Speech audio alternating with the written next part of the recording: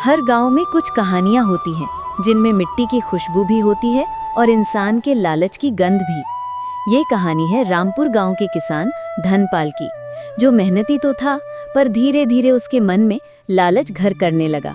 धूप तेज है मगर धनपाल मुस्कुराते हुए हल चला रहा है। पीछे उसकी पत्नी सीता खाना लेकर आती है। जरा आराम भी कर लो जी, दोपहर का सूरज सिर पर चढ़ाया है। मोहन की माँ, मिट्टी से जो रोटी मिलती है वही सच्चा सुख है। जब तक मेहनत करूंगा खेत हरे रहेंगे। तभी मोहन दौड़ता हुआ आता है और कहता है, बाबा, आज हमारे खेत के पास वाले जोत सिंह ने नया ट्रैक्टर खरीदा है।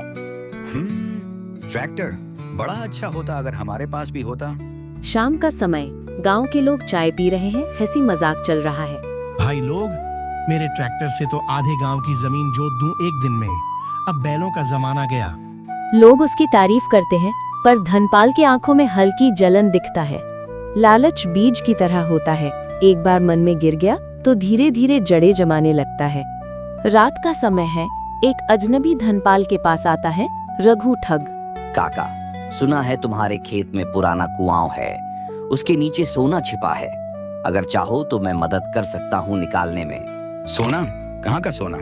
कुएं के नीचे पुराना खजाना है, बस एक रात का काम है, जो निकलेगा आधा तुम्हारा।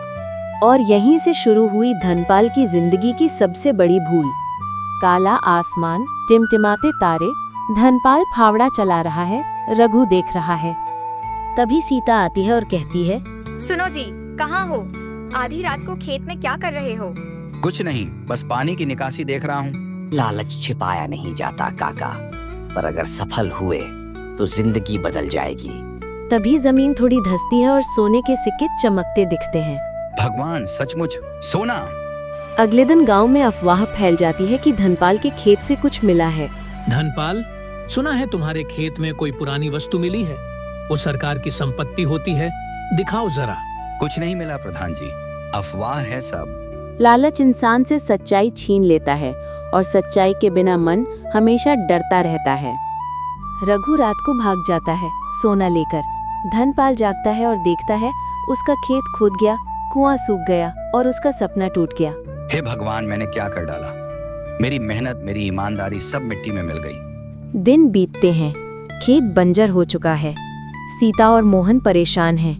गांव वाले ताने देते हैं, जो लालच में मिलता है वो टिकता नहीं, चलो फिर से खेती शुरू करते हैं। धीरे धीरे दोनों मिलकर फिर से हल चलाने लगते हैं। कभी कभी इंसान को मिट्टी में गिरकर ही समझ आता है कि सच्चा खजाना मेहनत में होता है।